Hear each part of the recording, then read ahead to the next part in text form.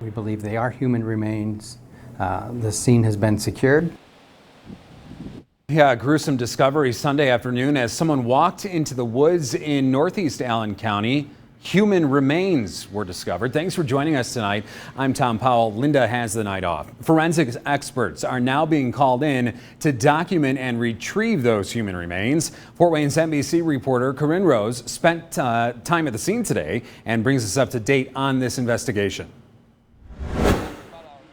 Sunday afternoon, someone walking through the woods in the 1900 block of Dorman Road in northeast Allen County found what appeared to be human remains under several inches of leaves and debris and called 911. The scene was photographed and then they backed out to leave the scene as pristine as possible until the anthropologist and we returned back out there to the scene for the collection process. Chief investigator for the Allen County Coroner's Office, Michael Burris, called the anthropology department at the University of Indianapolis for help.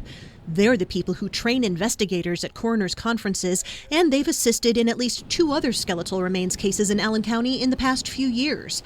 The forensic anthropologists are typically able to reveal a lot of information from an initial examination of the bones. Depending upon the condition of the remains, we should be able to have an idea of the age, sex, and race of the individual. Burris has seen photos of the scene and says the remains appear to have been there for at least 6 months. Insect activity will be one of the first things that arrives. We'll have also rodents, and then you have larger animals, crows, hawks, raccoons, possums, whatever is living in the woods.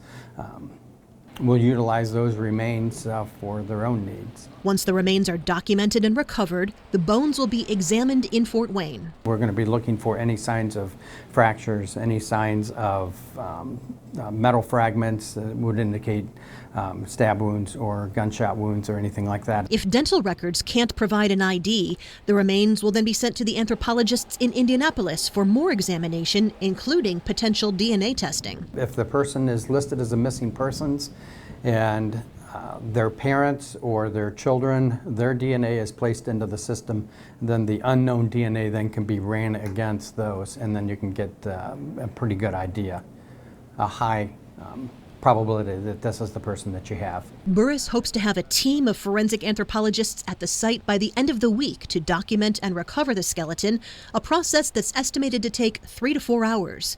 Once the remains are positively identified, investigators can begin to piece together what happened to the person. Corinne Rose, Fort Wayne's NBC. Well, speculation in the community has run rampant today, suggesting that the remains may belong to Kevin Wynn, who disappeared from Fort Wayne last December. Now, investigators at the coroner's office say Wynn is one of many missing persons cases they are aware of, and positive identification of the remains will only come after they have been forensically examined.